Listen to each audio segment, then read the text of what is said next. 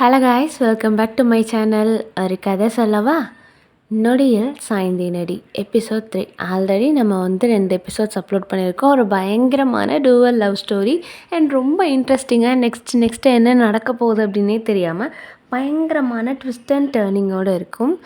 And எபிசோட்ஸை பார்க்காதவங்க மறக்காமல் பார்த்துட்டு இந்த எபிசோட்ஸை பாருங்கள். நம்ம எபிசோடை பார்க்குறதுக்கு முன்னாடி நம்ம சேனலில் இது வரைக்கும் சப்ஸ்கிரைப் பண்ணாதவங்க மறக்காமல் சப்ஸ்கிரைப் பண்ணிக்கோங்க. அண்ட் பக்கத்தில் உள்ள பெல் ஐக்கனை கிளிக் பண்ணி அதில் ஆளுங்கிற ஆப்ஷனை டிக் பண்ணிக்கோங்க. நம்மளோட வீடியோவை மறக்காமல் ஹைப் பண்ணி விட்டுருங்க. நடியல் சாய்ந்தே நடி எபிசோட் 3.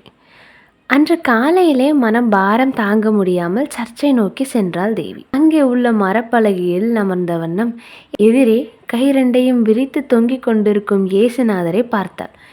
உங்களுக்கே இந்த நிலைமை, அப்போ நான்லாம் என் மனசை கண்டிப்பாக தேத்தி தான் ஆகணும் என இதழ் வளைத்து புன்னகையுடன் அவரையே பார்த்து கொண்டிருந்தாள். அருகில் சத்தம் கேட்டதும் மெதுவாக திரும்பி பார்த்தாள். தேவமித்திரன் அமர்ந்திருந்தான். கண்கள் இயேசுநாதரின் மீதே இருக்க, என்ன பெரிய வேண்டுதல் போல அவள் வேண்டுவதை பார்த்து கேட்டான் மித்திரன். இருக்காதா பின்ன? இந்த முறை எனக்கு தெரிஞ்ச இளம் வேட்பாளர் ஒருத்தர் எலெக்ஷனில் நிற்கிறாரு.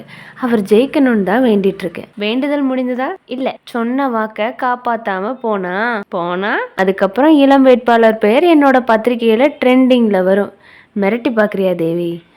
அவளை ஆழ்ந்து பார்த்தாள். சேச்ச. இருவர் பக்கமும் அமைதி.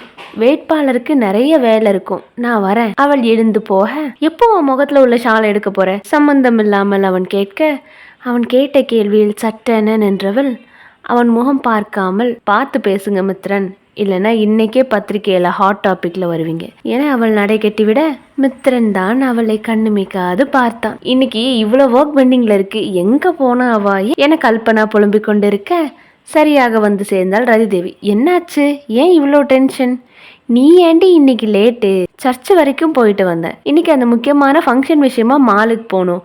இங்கே உள்ள ஒர்க்கை எல்லாத்தையும் நான் முடிச்சிடுறேன். மாலுக்கு போகிற வேலையை நீ முடிச்சுட்டு வா என கல்பனா கூறியதும் மேனேஜரிடம் கூறிவிட்டு சென்றாள் தேவி. சென்னை மாநகரத்தின் புகழ்பெற்ற மால். வழக்கம் போல் அவர் ஆட்டோ புக் செய்து அங்கே இறங்கிவிட்டார். உள்ளே சென்றதும் ஒவ்வொரு தளமாக முதல் ஏறி இறங்கி கொண்டிருந்தார். சில காதலர்கள், சில பேச்சாளர்கள், சில தம்பதிகள், சில குடும்பங்கள் என மகிழ்ச்சியாக அங்கே வலம் வந்து கொண்டிருந்தனர். அவளையும் மீறி அவளது கண்கள் அந்த காஃபி ஷாப்பு நிலையத்தை குறித்து கொண்டிருந்தது. அங்கே ஒரு காஃபி ஷாப்பில் தேவியின் அம்மா, அப்பா மற்றும் அவளது தங்கை மூவரும் அமர்ந்து காஃபி குடித்து கொண்டிருந்தனர். அவர்களுக்கு தேவையான உணவை வாங்கி கொண்டு வந்தான் அவளது சகோதரன். இந்த குடும்பத்துல அவளும் ஒருத்தி அல்லவா? எப்படி என் நினைப்பு கூட இல்லாம இவங்கெல்லாம் சந்தோஷமா இருக்க முடியுது? ஒருவரது கண்ணில் கூட என்ன பிரிஞ்ச வழி தெரியலையே. எச்சில் விழுங்கி தனது துக்கத்தை அடக்கி கொண்டாள். அங்கிருந்து விரும்பாமல் வேகமாக சென்று லிஃப்டில் நுழைந்து கொண்டாள். அவளுடைய பலகீனமே அவள் குடும்பம். தன்னுடைய பலவீனம் குடும்பம். அவர்களுக்காக தனது உணர்ச்சியை வெளியே காட்டக்கூடாது என்பதில் அவள் அதற்குள் நுழைந்து 8வது தளத்தின் பட்டனை அமுக்கிவிட்டாள். கண்களை மூடி தன்னுள் எழுந்த பேரலையை சமம் செய்து கொண்டிருந்தாள். அப்போ வெளியே போலியான முகம், இதுதான் ஒரிஜினல் ரதி இல்லையா? குரலில் திடுக்கென விழித்து பார்த்தவள் பேண்ட் பாக்கெட்டில் 2 கையையும் விட்டு அவளை போலவே லிப்டில் மீது சாய்ந்து கதவை பார்த்து கொண்டு பேசினான் ஏகான். இந்த நேரத்தில் இப்படி ஒரு சூழ்நிலையில் அவனை எதிர்பார்க்காமல் ஸ்தம்பித்து போனாள் தேவி.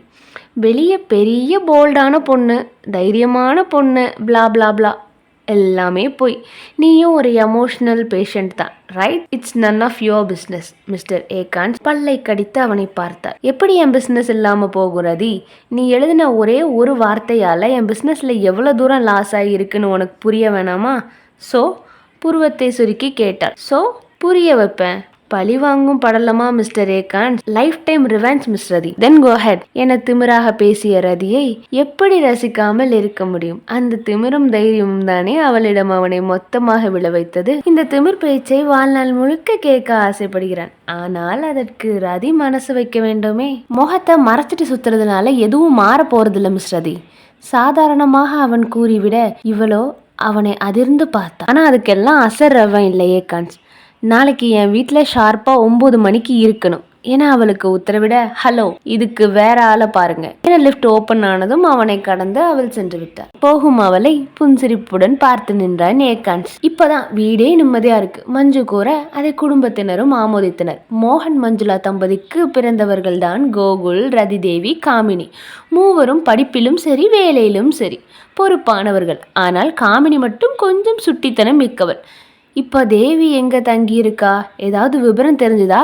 மோகன் தன் மகனை பார்த்து கேட்க, இன்னொரு முறை அவளை பற்றி இந்த வீட்டில் யாராவது பேச வேண்டாம். யாராவது அப்படி பேசுனீங்க என்ன நடக்கும்னு எனக்கே தெரியாது. எத்தனை முறை சொல்கிறது? இன்னும் அவள் செஞ்ச போன காரியமே இன்னும் ஆறி முடிக்கலை. அதுக்குள்ளே அவளை பற்றி விசாரணை வேறையா? அவள் எப்படி இருந்தால் நமக்கு என்ன என கத்தினான் கோகுல். மகனது கோபமும் நியாயம்தான் என பெற்றோரும் அமைதியாகிவிட்டனர். அவ என்ன வேணும்னா பண்ணா? காமினி வாயை திறக்க, உன் வேலையை மட்டும் பாரு, வீட்டு விஷயத்துல தேவையில்லாம அறிவுரை சொல்லாத, படிக்கிறதுல மட்டும் கவனத்தை செலுத்து. பட்டென அவன் பேச முகம் வாடி போன காமினி பாதி உணவில் எழுந்து அறைக்கு சென்று விட்டாள். அவளை யாரும் தடுக்கவில்லை. ஏன் தம்பி, கொஞ்சம் பார்த்து சொல்லியிருக்கலாம்ல? மஞ்சுளா மகள் பாதியில் எழுந்து போன வருத்தத்தில் கேட்க, மா எல்லாம் தெரிஞ்ச நீங்களும் இப்படி பேசாதீங்கம்மா.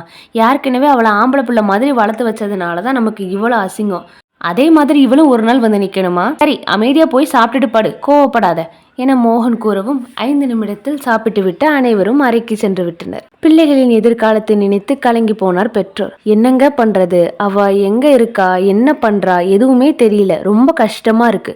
அவனுக்கும் எதை கேட்டாலும் முகத்துக்கு நேராக கோவப்படுறான். அவனுக்காக எதையும் முகத்தில் காட்டாமல் இருக்கும். விடு மஞ்சு, மனசு விட்டு போச்சு. அவ பேச்சை இனிமே எடுக்காத என கனத்த மனதுடன் அறைக்குள் சென்றார் மோகன். இதற்கெல்லாம் காரணமாயிருந்த தேவி ஹாஸ்டல் ரூம்ல ஜன்னல் வழியா அடித்து ஊத்தி கொண்டிருக்கும் மலையை பார்த்தாள். இப்படி ஒரு மழை நாளில் தானே அந்த கோர சம்பவம் நடந்தது. மனம் புழுவாய் துடிக்க, ஒருத்தரையும் விடமாட்டேன் என மனதிற்குள் சபதம் செய்து கொண்டார்.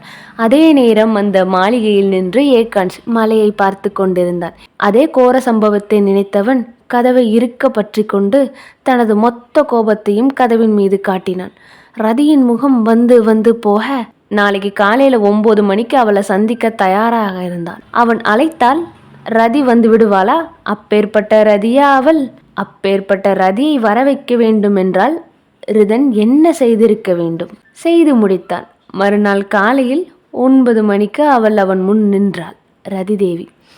தொடர்ந்து கேளுங்க. நொடியில் வீழ்ந்தேனடி. என்ன ஆச்சு, ரதிதேவி எப்படி அவன் முன்னாடி போய் நின்னா அப்படின்னு சொல்லி நெக்ஸ்ட் எபிசோடில் பார்ப்போம். அது வரைக்கும் நம்ம சேனலை சப்ஸ்கிரைப் பண்ணாதவங்க மறக்காமல் சப்ஸ்கிரைப் பண்ணிக்கோங்க. அண்ட் பக்கத்தில் உள்ள பெல் ஐக்கானை கிளிக் பண்ணிவிட்டு அதில் ஆல்ங்கிற ஆப்ஷனை டிக் பண்ணிக்கோங்க. அண்ட் தேங்க்ஸ் ஃபார் வாட்சிங். Subscribe for more videos.